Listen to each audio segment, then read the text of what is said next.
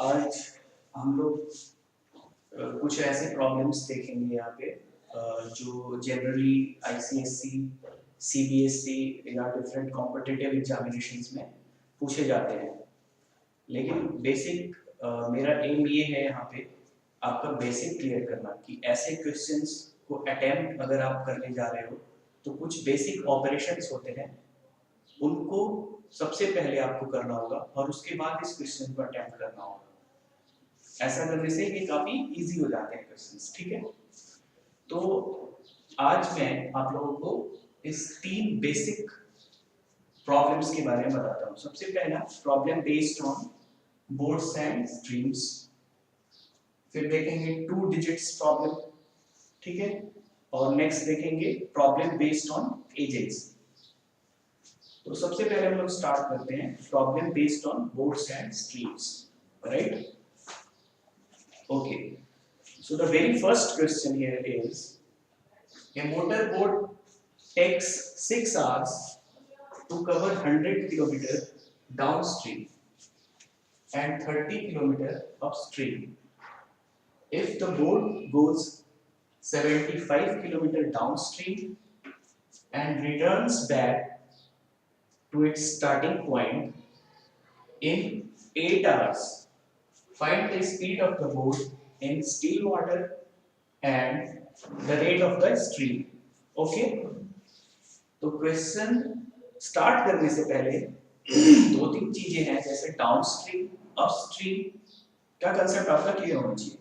Downstream का मतलब होता है विथ द स्ट्रीम, फ्लो के साथ जा रहे हो, तो उसमें 2 स्पीड है, एक स्ट्रीम की स्पीड और एक बोट की स्पीड, दोनों साथ साथ जा रहे हैं। डाउन द स्ट्रीम मतलब साथ साथ जा रहे हैं, इसलिए वो दोनों स्पीड ऐड होगा।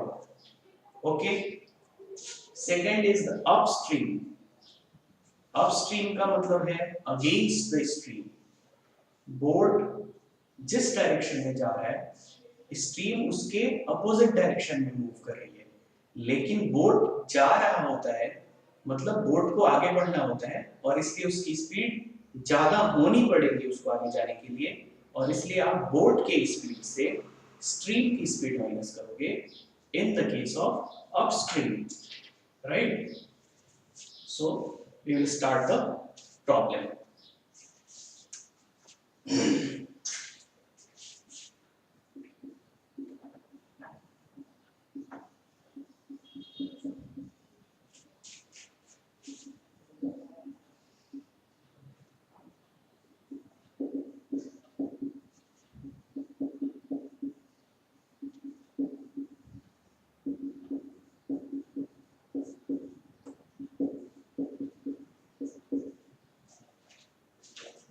मैंने क्या करा,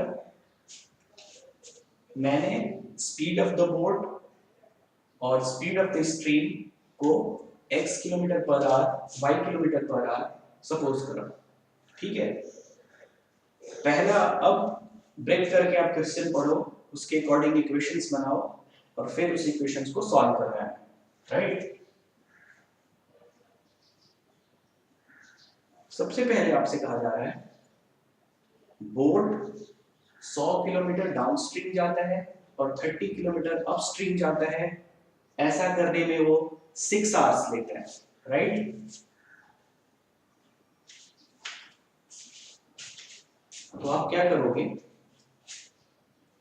डाउनस्ट्रीम जाने में और अपस्ट्रीम आने में टाइम कैलकुलेट करोगे, राइट। और टाइम क्या होता है, डिस्टेंस अपॉन स्पीड।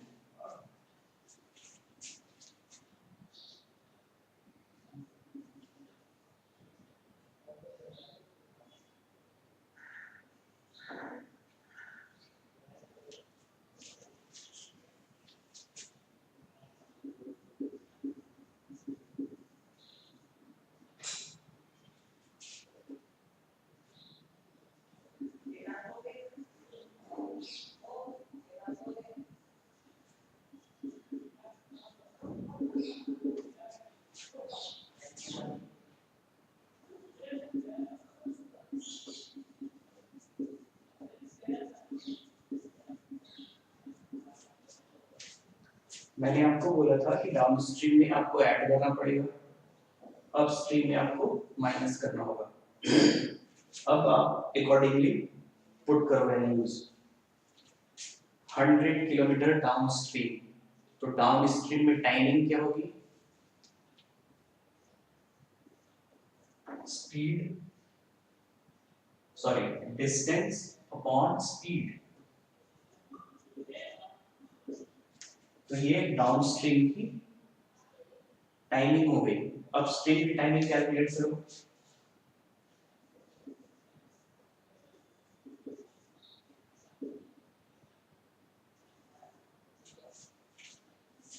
राइट, बिल्कुल क्लियर है इक्वेशन कैसे बना?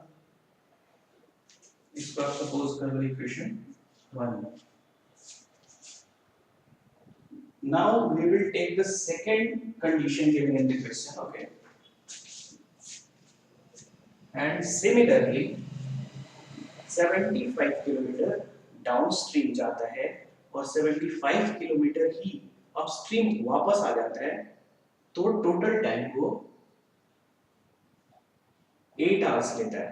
सॉरी, यहाँ पे 6 आवर्स गया है ना।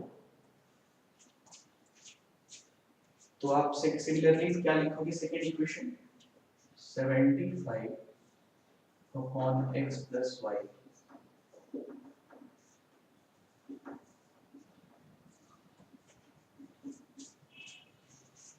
राइट, ये दोनों इक्वेशंस बिल्कुल क्लियर है कैसे बना। फिर इन दोनों इक्वेशंस को आप सॉल्व करोगे। बेसिक मेथड्स होते हैं सॉल्व करने के, उसको अप्लाई करके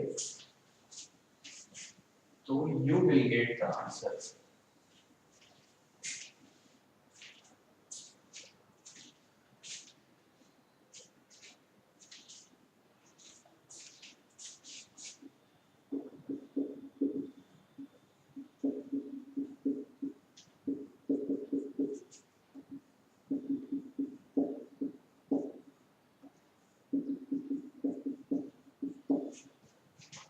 आप दोनों इक्वेशन सॉल्व करोगे तो आपको x और y की वैल्यू मिल जाएगी। मैंने यहाँ इक्वेशन सॉल्व नहीं करा है, मैं ये सपोज करके चल रहा हूँ कि आपको ये बेसिक इक्वेशन सॉल्व करने आता होगा। ठीक है,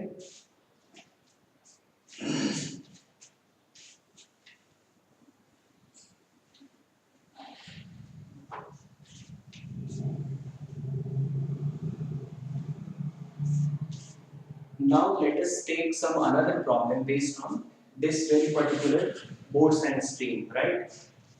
Let me take the problem.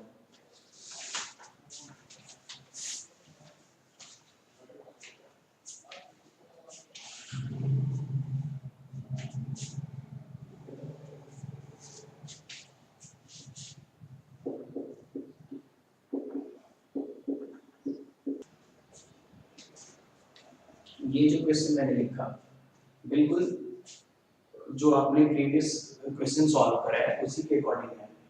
आप इसमें देखते हो कि 30 किलोमीटर अपस्ट्रीम जा रहा है, वो 44 किलोमीटर डाउनस्ट्रीम जा रहा है 10 आवर्स में। ठीक है, तो जैसा मैंने आपको बताया था डाउनस्ट्रीम और अपस्ट्रीम जो बेसिक कांसेप्ट्स बताए थे उसके अकॉर्डिंग आप यहाँ इक्वेशन जो फॉर्म करोगे वो क्या करोगे? अपस्ट्रीम में टाइम कितना लेता है, डाउनस्ट्रीम में कितना टाइम होता है, उन दोनों को ऐड करोगे तो आएगा आपका 10 आवर्स। सिमिलरली सेकंड कंडीशन भी ऐसी फॉलो होगा। तो इक्वेशन क्या बनेगी मैं वो डायरेक्ट लिखता हूँ।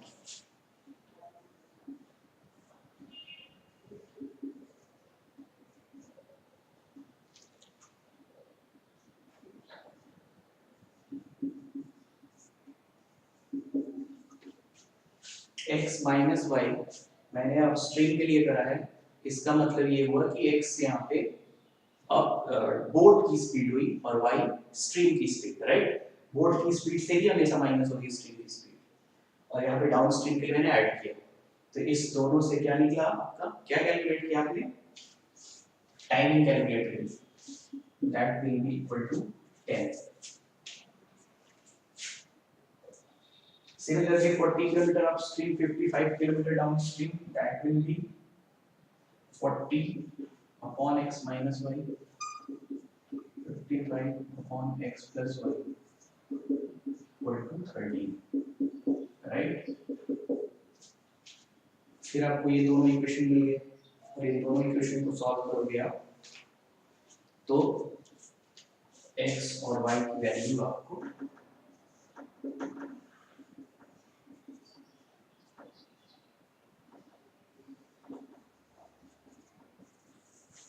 ये मिल जाएगी।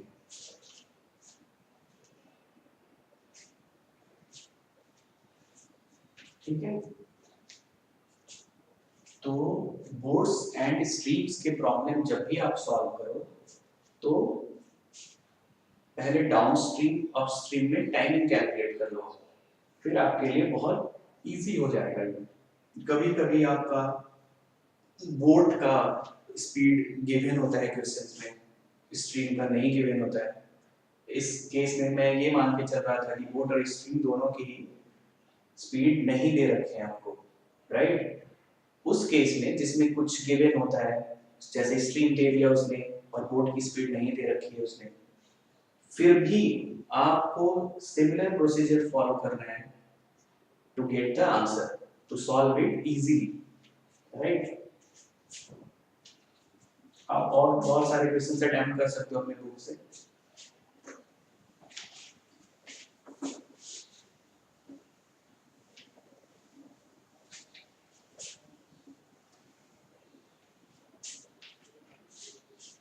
Now we will take up the second type of questions, right? That is two-digit number. Two-digit number में basically आपको फिर से कुछ basic चीजें follow करनी होगी। जैसे two-digit number, अगर मैं एक example लेके आपको बताऊं, let 54 is a two-digit number. 4 की पोजीशन क्या है? यूनिट प्लेस 5 टेंस प्लेस पे है। इसको अगर आप एक्सपैंड करके लिखोगे तो कैसे लिखते हो आप? 5 into 10 plus 4 into 1, राइट। 5 को आपने 10 से मल्टीप्लाई करा क्योंकि वो टेंस पोजीशन पे था। 4 को आपने 1 से करा क्योंकि वो यूनिट पोजीशन पे है। सिमिलरली अगर आप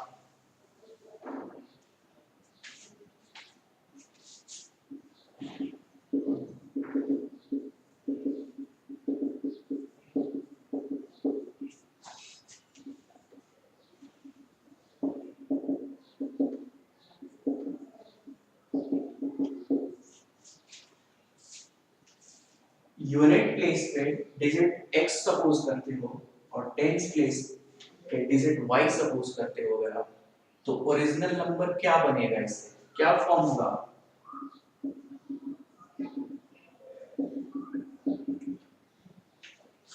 ओरिजिनल नंबर होगा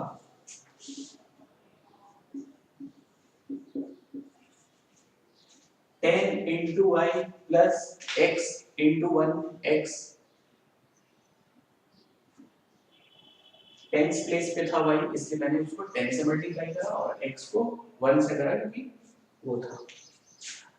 ओरिजिनल नंबर बनने के बाद आप उसी टाइम रिवर्स नंबर भी निकाल लीजिए। रिवर्स नंबर क्या होगा? Just interchange the position of the digits, then it will be 10x plus y, right? Simple है, बहुत सिंपल है। ओरिजिनल नंबर आपका कैलकुलेट हो गया। Look up at the problem. The sum of the digits of a two-digit number is 11. सबसे पहले आप suppose करो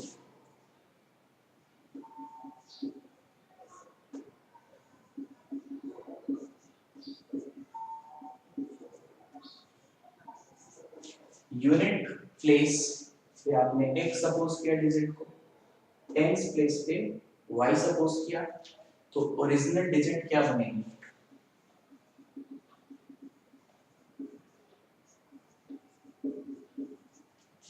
ten y plus x accordingly मैंने मल्टीप्लाई कराया जैसा बताया था। सिमिलरली इसको रिवर्स कर दो आप, रिवर्स करोगे तो क्या बनेगा? ये 10x plus y। ये है कुछ बेसिक ऑपरेशंस जो आपको प्रॉब्लम अटेम्प्ट करने से पहले ही करने हैं। ये जब कर लिया तो आपके लिए बहुत इजी हो जाएगा ये सॉल्व करना। अब आप इस इक्वेशंस को पढ़ो, दो कंडीशन दे रखी होंगी, उस दो कंडीशन से दो इक्वेशन बनेगा, और जब दो इक्वेशन बन गया, दो वेरिएबल है आपके पास, तो इजीली सॉल्व हो जाएगा फिर। Sum of the digits of a two digit number is 11। जो गिवन डिजिट्स है उसको सम करने पे 11 आता है। ये क्वेश्चन 1 हो गया। If we interchange the digit, मतलब जब आप उसको रिवर्स करते हो, then the new number formed, new number क्या है आपका reverse number, is 45 less than the original।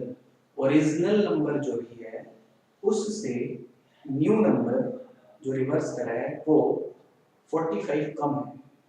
क्या लिखोगे आप इसके लिए?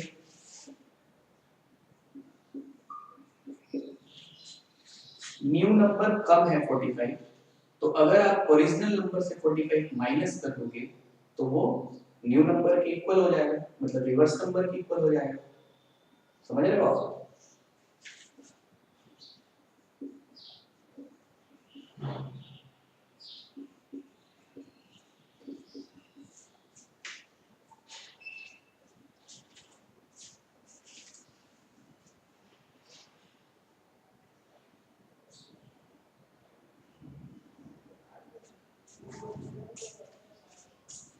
दोनों इक्वेशंस आपको मिल गई, इन दोनों इक्वेशंस को सॉल्व करो और आपको आंसर x और y जो भी होगा कैलकुलेट कर दोगे। आई गेस 83 होगा शायद।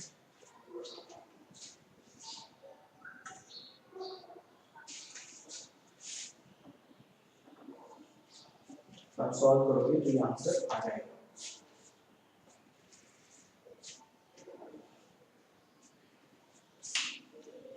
ठीक है, बेसिक क्या फॉलो करना है आप समझ रहे हो, बस यही चीज फॉलो करनी है, उसके बाद तो इजीली इक्वेशन बनेगा। इक्वेशन ही बनाना आपका एम है, इक्वेशन बन गई फिर आप आंसर निकाल सकते हो easily. Now look at the third type of problem, that is problem based on ages.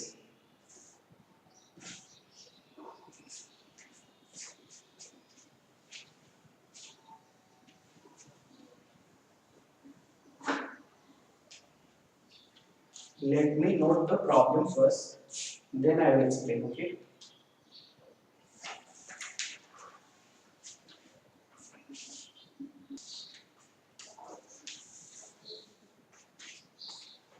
Question देखो आप। 5 years ago, Mohan was thrice as old as Rahul. 10 years later, Mohan will be twice as old as Rahul. How old are Mohan and Rahul now? Mohan और राहुल की as आपसे पूछी जा रही है, present age. तो सबसे पहले इस तरह के जो भी क्वेश्चंस होंगे उसमें आपको जो भी आपसे पूछा जा रहा है उसको सपोज करो। तो आपसे पूछा गया है मोहन और राहुल की एज कितनी होगी, राइट? तो आप सपोज करो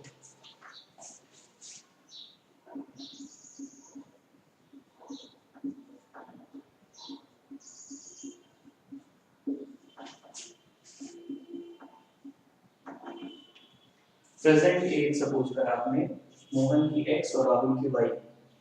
जैसे जैसे क्वेश्चन कह रहा है एक एक सेंटेंस पढ़ो और उसके अकॉर्डिंग इसमें मॉडिफिकेशन करते चलो।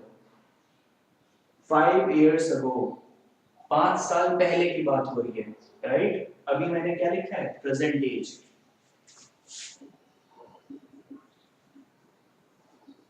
तो 5 years ago, 5 साल पहले की बात की जा रही है, तो आपको सबसे पहले मोहन की एज और राहुल की एज 5 साल पीछे ले जानी होगी, राइट? 5 साल पहले की बात हो रही है, तो उस केस में मोहन और राहुल की एज क्या हो जाएगी?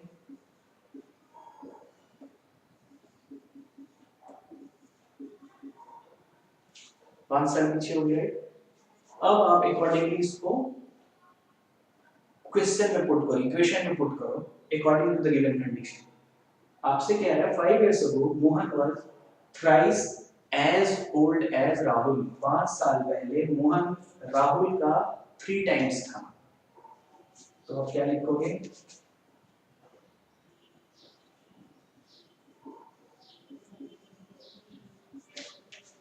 x माइनस 5 मोहन है, y माइनस 5 राहुल है। आपसे कह रहे मोहन थ्राइस था राहुल के, मोहन का उम्र जो था वो 3 टाइम्स था, किसके, राहुल के 3 टाइम्स। तो ये है मोहन और ये राहुल, राहुल के 3 टाइम्स था तो राहुल में मैंने 3 से मल्टीप्लाई किया। यही पे बेसिक प्रॉब्लम आपको आती है, कभी कभी बच्चे इसको 3 से मल्टीप्लाई करते हैं। आप अच्छे से क्वेश्चन पढ़ोगे आपको बहुत आराम से पता लग जाएगा कि किससे मल्टीप्लाई करना है, राइट। तो ये आपका एक, इसको थोड़ा सा सॉल्व करके पहली इक्वेशन आपको मिली। अकॉर्डिंगली 10 इयर्स लेटर, 10 साल बाद की बात हो रही है।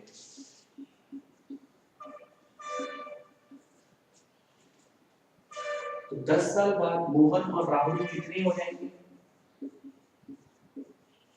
प्रेजेंट एज में 10 इयर्स रिस्पेक्टिवली क्या करोगे आप, ऐड करोगे।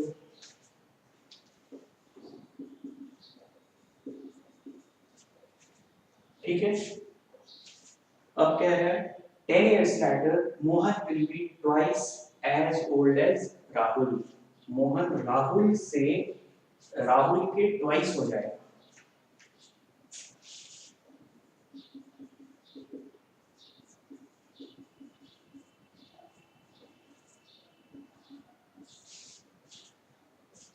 तो आपको दोनों इक्वेशन मिल गई। इन दोनों इक्वेशंस को अगर आप सॉल्व करोगे तो आपको आंसर मिल जाएंगे। इन दोनों इक्वेशन को सॉल्व करना तो इजी है, आप सॉल्व कर लोगे। तो बेसिकली मैं आपको ये कहना चाह रहा हूँ कि जब भी आपको इस तरह के क्वेश्चन अटेम्प्ट करने होंगे एजेस वाले, तो आप जो आपसे पूछा जा रहा है उसको तो आप सपोज करोगे, फिर जैसे ही आपसे कह रहे हैं 5 साल पहले या 10 साल बाद, उसके अकॉर्डिंग आप ये मॉडिफिकेशंस करते चलोगे, राइट। इस मॉडिफिकेशन के बाद जो गिवन कंडीशन है उसके अकॉर्डिंग इक्वेशन बनाओगे, राइट। अब इक्वेशन बन गई तो फिर इजी है उसको सॉल्व करना, उसको सॉल्व कर लोगे आप। ओके, आई होप आपको ये वीडियोस देख के कुछ ना कुछ हेल्प मिलेगा, आपके कंसेप्ट्स बेसिक क्लियर होंगे। मैं कुछ और प्रॉब्लम्स लेके आऊंगा अपने नेक्स्ट वीडियो में। ओके।